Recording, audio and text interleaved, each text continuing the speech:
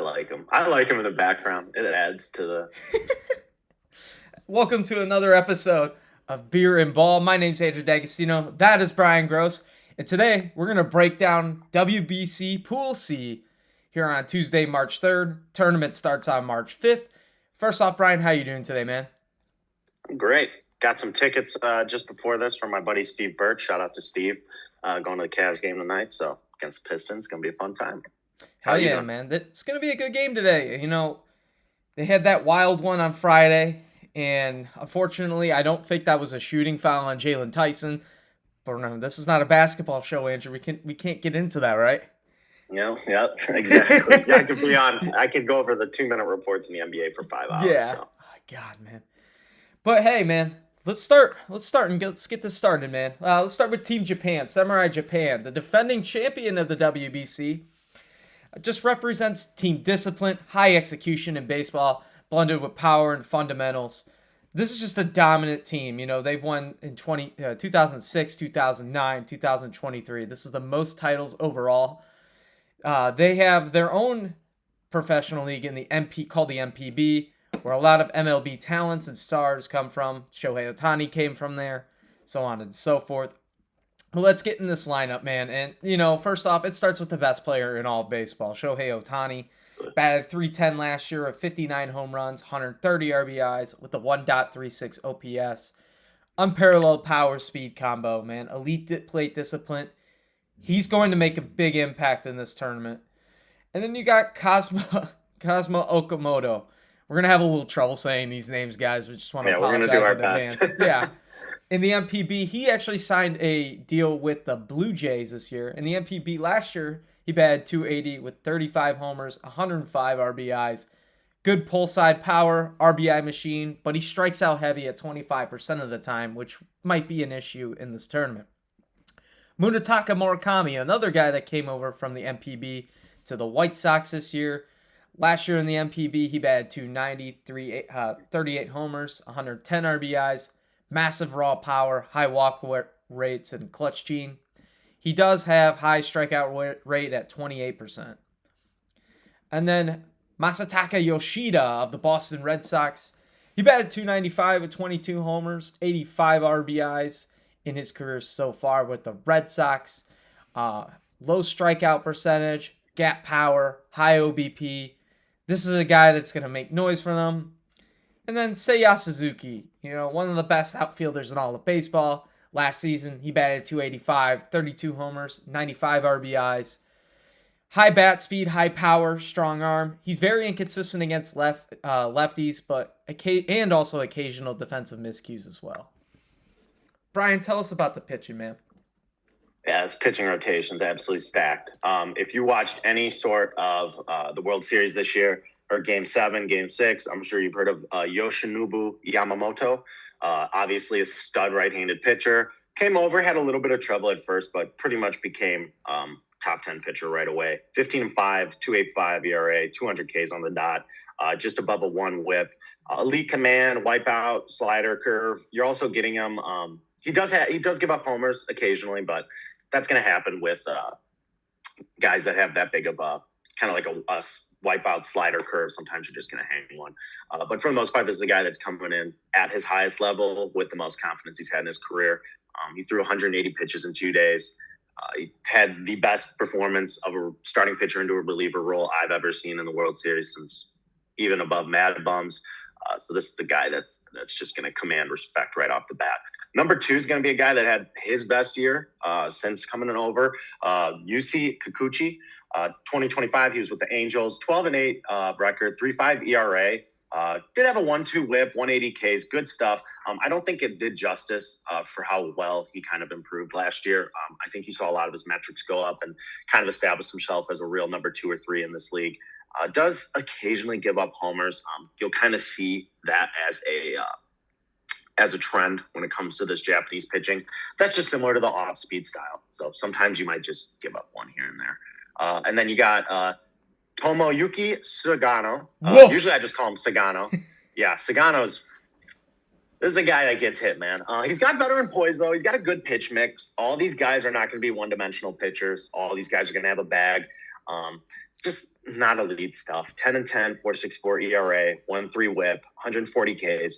But a very nice number 3 option in WBC. I mean, if that's anybody's number 3 on any of these teams, I think they'd be more than happy. Kind of getting into the best reliever, Hiromi Ito.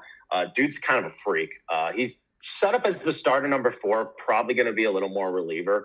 14-6 in the NBP last year, 2.52 ERA, almost 200 innings, 25% K rate. Innings eater. He's got great strikeout stuff. He does have limited international exposure, though, so we'll kind of see how that adjusts. Another kind of reliever starter is going to be Miyagi. Oh, like Mr. Miyagi. Yeah. Hiroa Miyagi. Yeah, okay. Hiroa Miyagi. 2025 MVP stats. He had a low 3 ERA, strong run prevention. That's what you're going to need out of a reliever, especially with the matchups. They want that lefty. So this is, in my opinion, this is probably a top 2 pitching staff. Really fun. And then you'll see some guys, too, that can flirt with MLB, especially like a guy like Ito. That's going to be flirting with the MLB very soon. What would you say, Andrew's kind of like, you look at Team Samurai, Team Japan, obviously stacked all around, though. What would you say is the biggest weakness? They're going to have Seiya Suzuki probably play in center field, and that's where the inexperience comes in. Especially Yoshida's limited range with his injuries. It's going to expose them. Even though this lineup is really good, they have a lot of pop. I do also see potentially, fatigue and, to the power hitters in the later rounds because of injuries. That's kind of what I see, but I think this team's very good still. They're not as good as they were in 23, but I think this team's going to make a run in this tournament. For sure. And the Suzuki in center field really makes you think, like we were talking earlier, a guy in Newbar would really help out this team. Kind of just give them like a fielding piece. Because, if you could hit some doubles on this team, I mean, you could turn them into triples, especially a team that's fast. Like you get a team like, I mean, obviously everyone's thinking Team USA, but even like a Team DR that has some guys that can fly, that can be dangerous. A lot of extra bases, and that's kind of what you need to do against Japan. You really need to just small ball them out because they're going to try to do the same thing to you. Yeah, and I just want to add this in too before we move on to Team Australia. Teams like this have high expectations, and when you have high expectations in the playoffs and tournaments like this, in close games, that adds more pressure, right? You're going to have guys that are going to go up there and press. Obviously, I don't see, Otani's been on the biggest stage in all of baseball, and he didn't really press last year. He just impressed. But guys like Munetaka Murakami, how does he show? I mean, he had a good WBC last go around. How does Okamoto show up? That's my biggest issue because we don't really know. Obviously, Suzuki has played in Major League Baseball's playoffs, but a lot of these guys haven't played super, super high-level baseball, like Major League Baseball. They played in MPB playoffs, but that's a totally different game. Absolutely. And they're the hunted now, right? It's like being the champ in boxing or MMA compared to being the challenger. Like everybody's looking at you. So everybody's going to be giving you, that first game, they're going to be giving you everything they got. So pretty much every lineup's probably, or every team in their pool is going to be throwing their best pitcher against them. Yeah. I'd be shocked if not. So, you're going to get the best. Yeah, Team Japan's going to, get hunted for the head, not the body. For sure. Team Australia, this is a gritty team, Brian. Underdog mentality. This is a team with 17 returnees from 2023's quarterfinal run. Thrive on heart and familiarity. They got some bats, man. It's starting with our guy, Travis Bazzana, who, he's a slugger, elite plate discipline, high walk rate at 24% based on balls, contact power, potential. He does have an injury history with obliques last year. He missed the majority of the season. But I expect Travis Bazzana to have a big impact for this team. Doubles machine. It's going to swipe some bags and play some good defense. So hopefully we could see the best out of Travis Bazzana. And then Curtis Mead. Curtis Mead for the White Sox last year, batted .252, high on base percentage, low slug, but good contact skills, average power upside, limited production, but very versatile. Not elite on defense at all. Curtis Mead was a former top 100 prospect for the Rays, and he got shipped off to the White Sox. Let's see how he does in this tournament. Max Durganton, I think that's how you say it. Domestic league stats, solid utility. His traits, he's a positional versatility, not a power threat, and then just limited data on him in general. We don't really have too much. But that's basically the top guys I picked out of this lineup, Brian. There wasn't too many guys that had a lot of data on them. But what about the pitching? Is there anything else? Yeah, we had a little bit of pitching here. We got Alex Wells. He'll be the number one starter. He's the lefty. Solid stuff in minors and the KBO, which is the Korean baseball organization. So kind of that step below the MVP, but still really good league. 2025 stats. He had solid control in 2025. The endurance, lefty matchup, limited velocity, low K rate, that's kind of what he's going to bring. So he's going to get his fielders involved. You're going to see a lot of guys probably not strike out a ton with this pitching rotation, but try to get weak contact. You're going to have Locken Wells. He's another KBO guy right there. He's 3.15 ERA last year, 16 Ks in 20 innings. So limited availability, but he does have strikeout ability, which is probably going to be one of the few guys on this team that can give those strikeouts. Another lefty, a little bit of MLB time as well. And then you got Blake Townsend. He's in the minors. Had a great year last year, really. Starter, reliever, kind of a mix. 1.76 ERA, 92 innings pitched. Great run prevention, a lot of ground balls. So, again, this is going to be a team that's going to be a lot of vibes. So I think they're going to, when you see those inning-ending double plays, the big plays in the field, that's what's going to be kind of carrying this team, because they're just not going to be able to strike out guys and hit home runs. Like, they're not going to be able to beat guys like that. Bring you a lot of college baseball vibes, honestly. Exactly. So besides like that power, what would you say is like the biggest weakness, Andrew, you see in this team? Obviously, I think it's the lack of MLB talent. They only got 5 affiliates. They're going to get outmatched by Japan, I think, just because how star-studded that lineup is, their pitching depth compared to Team Australia's. I think Team Australia is going to have to use the power of friendship here. 13 returnees, they're experienced in this tournament, but they're also lacking talent. And that's what I think will bite them in the end. I don't think they make it out of this pool. I think they'll be at least competitive, though. What about you, Brian? Yes, I agree. I think they're 3 or 4 in the pool. Yeah. Hey, but I think this next team, though, probably is... this next team's going to be good, man. Underrated. Yeah. And we're going to start with Team South Korea. This is a baseball powerhouse with a passionate fan base and a history of success. They were the runner-up in the 2009 WBC. South Korea plays very aggressive. They're very contact-oriented. And with speed and manufacturing runs, a lot of these guys play in the KBO, which Brian said is like the NPB, but in Korea. I'm going to apologize in advance. I going to struggle with some of these names, but Ji-Young Kim, he's a strong defender, kind of a gap-to-gap power guy.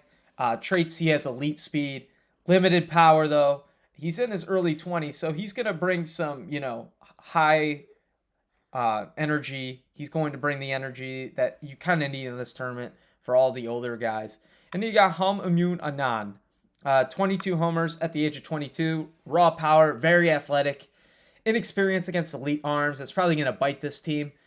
But, with power upside, he might run into one here and there. You could definitely see that in this tournament. Jung-Ho Lee, outfielder for the San Francisco Giants. He's known to have a 300-plus batting average, good contact speed defender, and then he's just been under 15 home runs for season power. He's going to be one of the best players on this team. Very versatile. He'll, bring the boom when he has to. And then you got Jemiah Jones of the Detroit Tigers. Utility production, very good against left-handed pitching. Very versatile, just very inconsistent on offense. He can't really hit righties, but, man, he can mash left-handed pitching, and we saw it as Guards fans last year. Brian, overall, I'm not really impressed that much about this offense, but what about the pitching? Yeah, the pitching's interesting. That's very much. The starter's going to be Hyun-Jin Ryu. Sorry, I'm just finishing typing something on my notes. Starter's going to be Hyun-Jin Ryu, which is always a fascinating guy that's was last with the Blue Jays. Now he's in the KBO. 38 years old now, so this is going to be kind of his last run. Great changeup, great experience. Velocity is absolute dog shit, though, and he does have injuries. So that's going to be something interesting to see. But in an early season tournament, he might be able to mix those pitches up enough to be all right. Number 2 is going to be Dane Dunning, who in the MLB is not a great pitcher in my opinion, but I think in the WBC he'll be just fine. Solid rotation piece, good durability, good pitch mix. He kind of is homer prone, but I think in this pool he won't have to worry about giving up as many homers. So I think they should be all right in that end. You got Young Piu Ko. He's a 2025 KBO player. Top end control, great endurance. Not going to overpower you, though. And then we got Ju Young Sung. He's a left-handed reliever for KBO as well. You're going to see most of these guys playing in the KBO. Left-handed variety. Good matchup edge, too. Limited data on him, but he does a really good stats against the lefties that we saw. Hyun Jung Soo. That's a 2025 KBO player as well. Great velocity upsides. This is going to be a guy that's going to be a little more inconsistent, kind of like a wild thing, but he has the potential to get those strikeouts late in the game. And then kind of the last piece here, you're going to go Woo Ju Ji Young, 2025 KBO player. Had good stats, good bullpen depth, relief role. Kind of unproven internationally, but you'll be seeing this. You'll be seeing this kind of all throughout the WBC. Not a ton of like veteran pitchers I found pitching in this WBC so far. No, a lot of young guys overall. The one thing that I want to say is the biggest issue for me, Brian, is they're going to take it harder than Bonnie Blue does on a Saturday. I mean, this team had a 7.55 ERA in the 2023 WBC. And honestly, looking back at it, I don't really see this improving. You know, Hyunjin Ryu is what, 38? Yeah, if that's your starter. And then like Dane Dunning's number two. I like the pitching in South Korea is just not well, that's something we've never seen, right? We've all the pitching's come from Japan. Like it's not really come from even Taiwan. We'll talk about Chinese Taipei, Taiwan, whatever you want to call them. And then like that side, like there's not as much pitching. Like even kind of Australia's produced a little more pitchers, like a Grant Mulford. Then Korea, so like it's just not been as big of an influx. We've seen a lot more Korean hitters, so just kind of fascinating to see on that end. They're gonna have to be like very, very baseball savvy. You're gonna be seeing this for a lot of these teams. That's gonna be how the pitching's gonna have to be because they can definitely hit, but their pitching's just old. But I mean, maybe you can spark a fire for maybe it's only 7 games. So you got to think too. It's a 7-game series essentially. You kind of got to think if you can stoke that fire and get hot for that amount of time. Yeah, this kind of reminds me a little bit of a Teemu Canada, except Canada has a lot better lineup and a lot better pitching, though. But I could see this team moving on, and we'll get to that in a bit. The one dangerous thing about these, a lot of these Asian country teams with like a main league, like a NPB or KBO, like you're going to be seeing dudes that play together forever. And that's going to be something that is huge compared like a Team Canada might have better talent, but a lot of these guys played together for a while. So that cohesiveness is, I think, going to go a long way because just like throwing a bunch of MLB guys on a team's great, but you're not going to have the same amount of like cohesiveness as these guys that play in the NBP. They played in high school growing up and college, so on and so forth. Yeah, and talk about like that. Like we connected it to Team Cuba in Pool A. A lot of those guys grow up together. They can't really go outside of the country. They're all together. And for South Korea, like you said, their lifestyle is a lot different than the United States. When you play baseball in those type of countries, you start young and you develop young and you stay together. Compared to like the United States, you branch off because there's so much, baseball to be played there in different states and all this sort of stuff.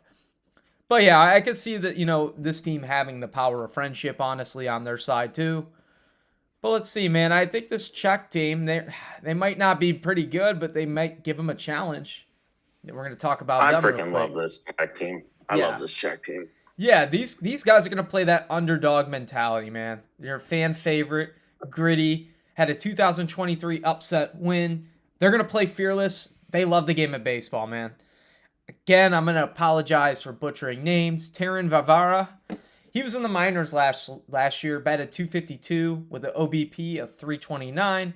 He has good patience, contact, and then limited power and just injuries all above. This is a guy, he's going to just be like more of a Donovan Solano type of player, in my imagination, from the left-handed bat. Then you got Mark Chulip. He batted .333 in the WBC in 2023. He plays in the MPB, has a .888 OPS in the WBC as well, but there's risk concerns and limited pro experience. He's going to be interesting to me. I think that he could, he has past success. Maybe that translates this year.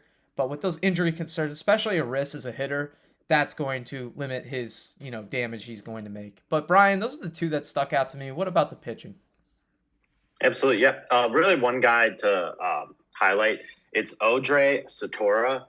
This dude's fucking electric. In my opinion, has the high socks. These dudes love ball. Like, he looks like Raleigh Fingers out there. I fucking love it. He has the overhead with the big leg kick, like Bronson Arroyo. Like, I love it. Dude struck out Ohtani in 2023, and he's an electrician, so he literally goes to work and talks about how he struck out Ohtani. Also struck out Nootbaar on a dirty changeup. So obviously the team's weakness is going to be the lack of pro experience. Super domestic heavy, massive talent gaps. But that's why baseball's played on the diamond. That's why it's not played on paper. That's the beauty of the game. Still starts 0-0. There's no real advantage starting each game. So this is just going to be a team that's going to fight. And they're going to find a win somehow. Like, them in Australia is just going to be an electric matchup. That's probably my favorite game I'm looking forward to in this pool, even though both teams aren't going to do shit. But is this team as bad as Team Great Britain and Team Brazil, or you think they're a little bit better? They would beat. I think they would beat Team Brazil. I think they would. Ooh, that's a great. I'm gonna actually go through that right now. Because I think Great Britain would actually beat them. I think they'd be very competitive against Team Brazil. Stop. Dude, nah. Team Great Britain is ass, but they're not that ass. I think Brazil's gonna beat Great Britain. Okay. That's a hot take. I'll be honest. I think that this Czech team beats Great Britain, Brazil. I don't think they beat anybody in Pool A. Pool A was pretty good. Pool A is not top heavy, but it's the best depth. Pool D is going to be stacked too. I don't think they could take there. I think they could have competitiveness with Nicaragua or Israel. Yeah. Dude, I just don't buy the Israel baseball team, but we'll talk about that tomorrow. But yeah, I mean, I just love these guys. They're just fucking electric. How can you not root for a bunch of electricians, plumbers, carpenters? That's the best, man. So yeah, and it's these guys' World Series, so they're taking it. Oh, dude, probably more serious than any of these other teams. So yeah. Hey, let's move on. We got a lot out of the Czech team there. That was crazy. For us to pull that much on it, you got to give us credit. Fans. Yeah, come on.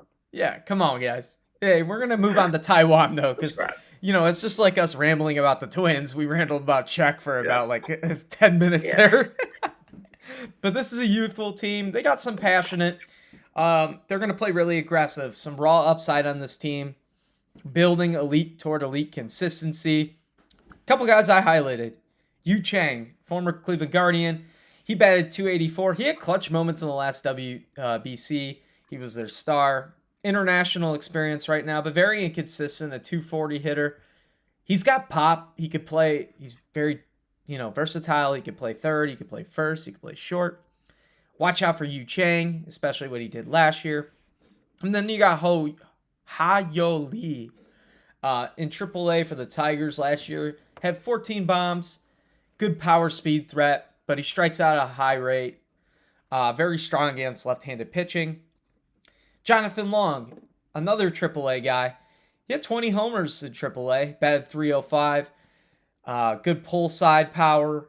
Defense is very limited. He's going to probably be at first or DHing. And then Stuart Fairchild.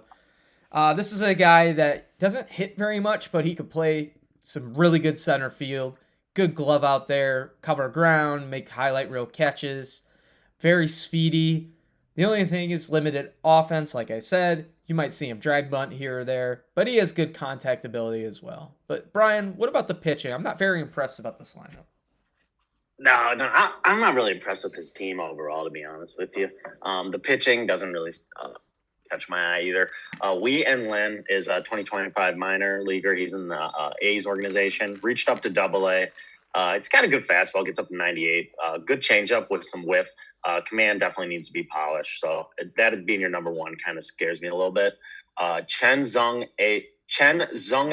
Zhuang, 2025 minors. High minors, got up to AA, AAA. Stuff upside, just again a ton of experience with this pitching rotation. And then we got Zhu Shen Sa, 2025 stats. He's got good velocity potential.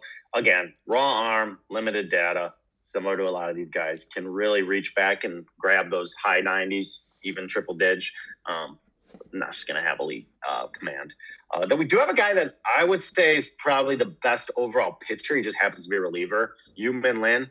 He's a AAA pitcher for the D-backs right now. Great curve slider combo, good breaking balls. Does have kind of high walk percentage. We'll see how that works in the WBC. And then we got Joe Sai Su. I think I actually pronounced that perfectly. Joe Sai Su. Yep. Holy. Yeah. You don't pronounce the H's. I forgot that. 2025 Chinese Baseball League, so the CPBL, similar to kind of the step below the South Korean League. 2.05 ERA, though. Went over to the NPP this year. Hasn't played yet. Got 98 mile an hour fastball. Good caves. Good level transition. Kind of changes that eye level. Yeah, but, we could talk about these weaknesses, Andrew. I'm sure you're probably going to agree with me on this one. Just like very limited MLB players. Yeah, Fairchild's the only active one, and this team just doesn't have a lot of depth, Brian. And that to me, especially this pitching, their first starter that you said, Wei In Lee, the only guy that has electric stuff, I would say. That's going to be an issue if they don't have guys that can go out there in this tournament and be an ace quality guy. Absolutely. So this team to me, I'm already going to write them off the board. And let's just get in the Brian of the books, man. Let's just get the Brian. Well, just the one. Honestly, the one thing I want to touch on with this team that shocks me is that, like, you see a lot of times, if you look at the Little League World Series, right? Like, that's a good indication of what countries are going to be pretty good. Yeah. Like, I'm looking right now at the WBSC World Standings, so I believe that's like the world. Obviously, World Baseball Standings. Mm-hmm. I don't know what that stands for, but basically it encompasses all levels of baseball. And they ranked, FanDuel tweeted how each country ranks totally from youth to all the way to the major leagues. Japan 1, Chinese Taipei 2, USA 3. There's some disconnect with youth to adult play in that league. So if I see stuff like this and I see them winning Little League World Series with 6-footers and none of those guys can make it to the MLB, then I got to ask what's wrong with the country's development. And I can't really trust anything when it comes to their sports. So honestly, I think this is a team that I think Australia versus them is good money. I think they win maybe 2 games. I don't think they're really good at all. I think they're damn near one of the worst big country teams that if you look at like a bunch of the big country teams that people notice and hear of in baseball, I think this is the worst one. Yeah. And I think it's just an indictment on their development, not to like go crazy, but I think it's just like, how can you not, if you have that much success at the little leagues, how are these guys not going to the majors? Yeah. Like how? Like it just makes no sense to me. There has to be some disconnect in development. Well, it could be, lack of strength and conditioning and, poor dieting and all that. Maybe kids aren't, growing into their bodies when they get older. That happens a lot. Even here in America, you kind of see that with like all these D3 athletes that, ball early out in their careers and then they don't grow into their bodies right away and they slow down. But you could definitely see that. Sorry to go on a rant, but yeah, we'll get back to the books. Yeah, let's get back to the books, just man. Annoyed me. I saw that yesterday. It just annoyed me. Mm-hmm. I was like, how are they? Right. So looking at the odds here. Well, Andrew, who's your pick? It's obviously Japan, number 1. But who's your number 2? Who do you think is the second team that's going to be coming out? Right now, I'm in a pickle between South Korea and Australia. I think those 2 teams are the best or the other 2 teams that could compete with Japan. I like, experience matters in this tournament. Like I said, Australia's returning 17 guys. So that's going to help them a lot. I like that, especially like you think about the days of college basketball right now. The more experience you got, you look at Indiana and they won the national championship this year. I think experience matters in tournaments like this, and especially the new young guys, Bazana and Curtis Mead. Those are two guys with high upside, MLB experience now for Mead. So he's going to show you what adjustments he's made. And, the pitching is a little skeptical to me for Team Australia. But if you take a look at, South Korea, sure, they have a better lineup, but their pitching isn't that much better at all, honestly. I don't think it is better. Yeah, I don't think South Korea or Chinese Taipei is that much better than Australia. No, so I'm kind of leaning towards Japan and Australia. I like that. I think that's a lot better value than you're getting with. I think Japan and South Korea plus Japan number 1, South Korea number 2 right now plus 150. I love that bet. I think the best value is going to be Japan 1, Australia 2 at plus 350. If you're betting Japan 1 and Chinese Taipei 2 at plus 225, don't even bet. Like, you're just burning your money on fire. That's idiotic. I think Australia should be the same odds, if not a little better. So yeah, I'm gonna go Japan, South Korea. However, I think if you want to take a long shot, Japan, Australia is definitely the team you're looking for. Yeah, this is probably going to be a little more easy to predict than the other polls. Yeah, I would say too. The only reason I'm taking Australia is because of the returnees, but I do think I like that. South Korea does. Right now they have the best odds, the Japan and South Korea. But I just think the returnees, the influx of young talent now coming there, there's going to be something different in the water there in Australia.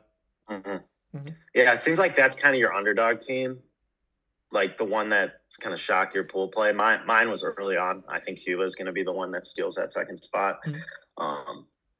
But we'll see. I mean, Australia is fun, man. Like this is a very, very good athletics country. I mean, they right now they've had a whole revolution with MMA. Now they have all these guys coming in the past 10 years. When they get into a sport, man, they go into it. I mean, it's an outside type of culture. Like, everybody's outside, everybody's active. Fitness is huge. So you're going to, once people start picking up the sports in these other countries, you're just going to see it take off like wildfire, especially in these like you were saying, the differences between like Chinese Taipei, right? That strength and conditioning. Like, a lot of these other countries have that already because they have rugby, they have soccer, they have all these other sports that they've been already playing. So they already have all those things set up. So once you see these other countries that you don't expect to get into baseball, it's going to be fun. Yeah, and Wednesday is the first pool play game between Australia and Chinese Tapia. So that's at 10 p.m. Australia money line. I'm taking Australia, man. We're going to lock our picks in for that game. We're taking Australia? Yeah, Australia. Yeah. 10 p.m. on FS1. Sponsor us. Sponsor us, FS1. Yeah. Hey, man, but before we go, are you going to watch Team USA and San Francisco Giants today on ESPN? Yes. 308. Yes. I definitely want to watch at least a couple of bats or the highlights.